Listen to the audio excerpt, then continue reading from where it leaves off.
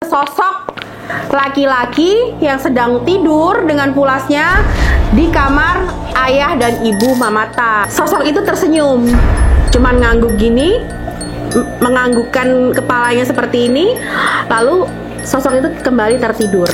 Saat Pak DB ini lewat di depan rumah Mamata, entah dia memang punya pikiran buruk atau memang dia punya pikiran jahat.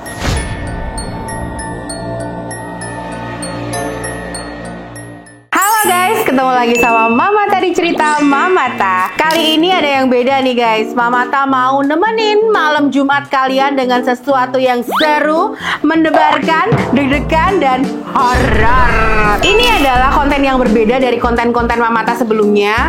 Jadi di sini Mamata itu bakalan cerita tentang kisah horor yang pernah Mamata alami dulu pas Mamata kecil. Jadi pas umur-umur ya sekitar sedinar gitu, 9-10 tahun. Penasaran nggak? Siapa nih yang suka dengerin cerita mistis atau horor? Coba komen di bawah. Nah, nggak usah lama-lama, langsung aja Mamata mulai ceritanya. Tapi sebelumnya kalian siapkan dulu cemilan, siapkan dulu minuman favorit kalian buat menemani kalian nonton cerita horor pertama Mamata ini, oke? Let's go!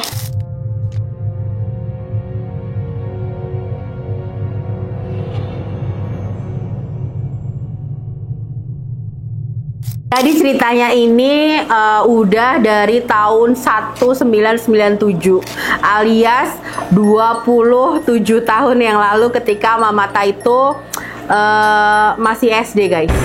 Sebenarnya merinding ini mau cerita karena kayak aduh nginget-inget zaman dulu, takut. Oke, jadi gini ceritanya. Waktu itu Mamata kan masih SD nih, kelas 4 SD.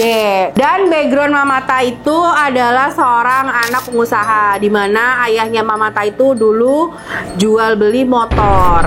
Nah, jadi ceritanya beli motor di Jakarta, dibawa ke Jogja, dijual. Nanti udah habis, pergi lagi ke Jakarta, ke Jogja lagi, habis lagi. Jadi kayak gitu terus runtutannya. Dengan kata lain, ayahnya Mamata itu jarang ada di rumah. Tapi sekalinya di rumah mungkin 3 atau 4 hari. Itu ya intronya ya. Ini belum masuk nih. Nah, pas zaman-zaman itu Mamata dan adik-adik Mamata itu sekolah udah mandiri guys. Jadi kita jalan kaki, kadang naik sepeda, kadang naik andong. Kalian tahu kan andong itu naik delman yang ada kudanya gitu. Jadi dari rumah Mamata ke sekolah itu kita bisa pakai transportasi yang bermacam-macam. Ada delman, ada bus, ada mikrolet, ada sepeda, dan nggak jarang juga nih jalan kaki. Nah, nih. Jadi singkat cerita, ayahnya Mamata itu sudah berpamitan nih sama ibu Mamata buat ke Jakarta waktu itu. Kalau nggak salah waktu itu hari Senin. Nah, sepulang Mamata sekolah, Mamata tuh belum tahu kalau ternyata ayah Mamata itu udah berpamitan sama ibunya Mamata. Jadi posisinya Mamata itu nggak tahu nih guys kalau ternyata ayah Mamata itu sudah pergilah ke Jakarta untuk membeli sepeda-sepeda bekas yang nantinya untuk dijual lagi pas di Jogja. Nah, pas pulang sekolah, Mamata buka pintu nih. Semuanya terlihat normal-normal saja. Pas Mamata cari makan di dapur, ternyata nggak ada orang, nggak ada siapa-siapa. Karena waktu itu juga ibu Mamata bekerja di pasar untuk menjual buah-buahan. Jadi waktu itu ibu memang belum pulang. Singkat cerita, setelah mencari-cari ibu tidak ada dan makanan tidak ada, di dapur tidak ada siapa-siapa, masuklah Mamata ke kamar, ya kan? Masuk ke kamar, aduh, merinding nih, merinding banget. Masuk ke kamar dan ternyata di situ ada sesosok laki-laki yang sedang tidur dengan pulasnya di kamar ayah dan ibu Mamata. Mamata kecil ya guys, karena ini kejadiannya sudah 27 tahun yang lalu. Dan pas Mamata mendekat, Mamata merasa itu adalah ayah Mamata guys.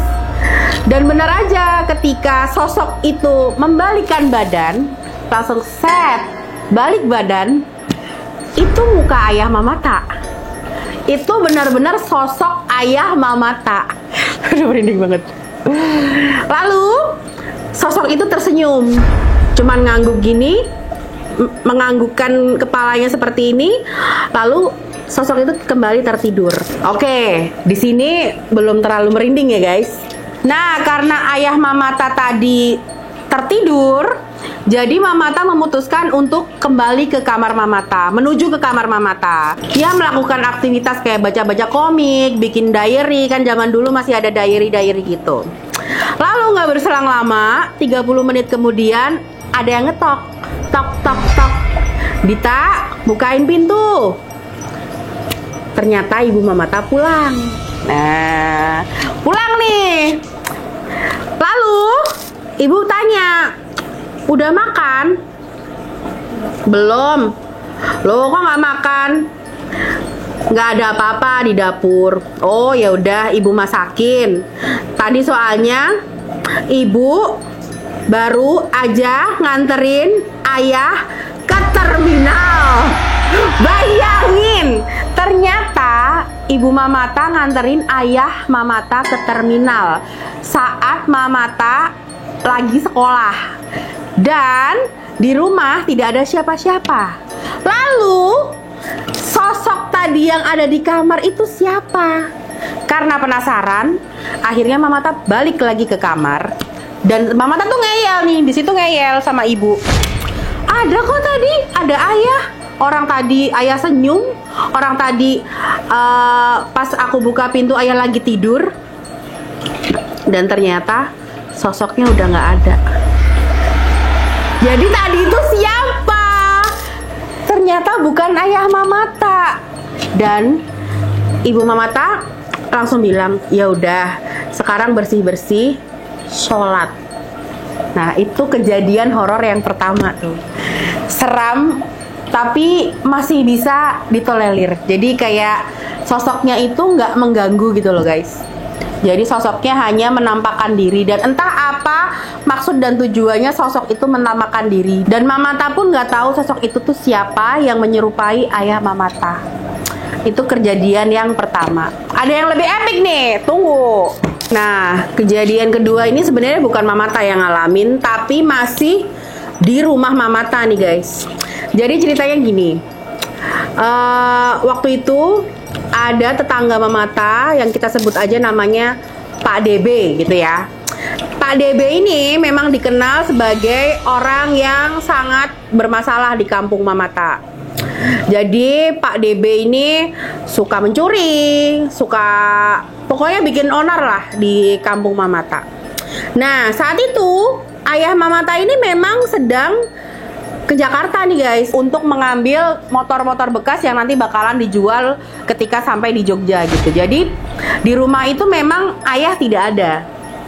Nah, usut punya usut, waktu itu ada cerita saat Pak DB ini lewat di depan rumah Mamata, entah dia memang punya pikiran buruk atau memang dia punya pikiran jahat, tiba-tiba Pak DB ini melihat sosok ayah Mamata sedang ada di dalam rumah.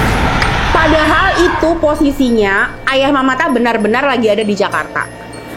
Dan bagaimana ceritanya Pak DB ini merasa bahwa dia tuh takut sekali gitu guys. Dia tuh takut untuk lewat di depan rumah ayah Mamata tadi. Dan sampai beliau ini berjalan dengan cepat, dengan lari terbirit-birit, sampai jatuh ke sungai. Jadi posisi rumah Mamata itu menghadap ke sungai. Sungainya tuh agak besar gitu. Saking takutnya melihat sosok yang seperti ayah Mamata tadi, Pak DB ini bisa-bisanya langsung jatuh ke dalam sungai tersebut. Itu benar-benar kejadian nyata guys. Nah, karena kejadian ini tuh udah di luar nalar dan udah berkali-kali orang yang lewat depan rumah Mamata itu melihat sosok tersebut, suatu hari ayah Mamata dan juga ibu Mamata mendatangkanlah ustadz. Ustadz yang benar-benar tahu dan bisa berkomunikasi dengan makhluk gaib.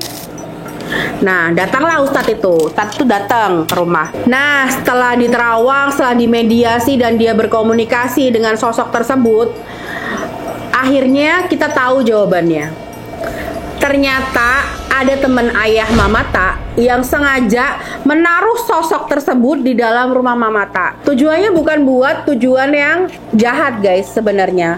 Justru malah sosok itu melindungi dan membuat anggota yang ada di dalam rumah itu tetap aman walaupun ayah Mamata sedang tidak ada di tempat. Dan kalian tahu nggak sosok itu sosok apa? Jadi sosok ini adalah sosok korban tabrak lari guys. Jadi di rumah ayah Mamata itu ada perempatan besar yang dulunya tidak ada lampu merah. Nah saat maghrib tiba, sosok bapak ini yang dulu masih menjadi manusia, dia itu sedang menuju pulang ke rumahnya pas maghrib guys. Dia itu membawa beras dan sedang ditunggu oleh keluarganya yang sedang menahan lapar saat itu. Jadi benar-benar kedatangan bapak ini ditunggu-tunggu sama keluarganya. Tapi saat maghrib itu hujan rintik-rintik, tanpa sepengetahuan bapaknya ada mobil melintas kencang sekali dari belakang dan menyambar motor berserta bapaknya, dan si bapak yang menjadi sosok ini meninggal di tempat. Nah, sejak kejadian itu sosok ini sengaja ditaruh di rumah Mamata untuk menjaga semua anggota keluarga agar terhindar dari bahaya, terhindar dari orang-orang yang jahat, terhindar dari sesuatu yang buruk. Jadi sosok ini memang konon bakalan muncul saat ayah Mamata nggak ada. Sosok ini akan keluar jika memang ada orang yang berniat jahat pada keluarga Mamata. Kayak gitu. Jadi intinya sosok ini nggak ganggu lah. Cuman kadang-kadang kalau di rumah ternyata sendiri seperti yang Mamata alami tadi, kalian merinding nggak sih melihat sosok bapak kalian padahal bapak kalian tuh nggak ada gitu loh. Jadi yang kalian lihat itu sosoknya adalah sosok hantu yang menyerupai bapak kalian. Merindingnya tuh setelah tahu kalau ternyata bapak kalian lagi nggak ada di rumah. Itu yang Mamata rasain ketika umur Mamata 9 tahun 27 tahun yang lalu. Gimana guys? Menurut kalian serem nggak cerita Mamata ini? Ini benar-benar based on true story ya, bukan karangan, karena ini benar-benar Mamata itu mengalaminya saat Mamata kecil dulu. Masih banyak nih cerita horor yang sebenarnya Mamata pengen cerita ke kalian, tapi Mamata pengen tunggu nih respon kalian dulu. Kalian suka nggak kalau Mamata cerita horor kayak gini? Atau mungkin kalian punya cerita horor versi kalian sendiri? Boleh kirim email ke alamat di bawah. Nih, emailnya di sini ya. Nanti email yang masuk bakalan Mamata langsung bacain. Oh ya, kalau misalnya kalian kepengen nih full 1 minggu pengen cerita horor terus, Mamata kayaknya bakalan bikin channel khusus channel horor. Menurut kalian gimana? Coba komen ya guys. Kalau memang kalian suka, boleh tuh nanti Mamata bikin channel yang khusus membahas kriminal dan juga horor gitu.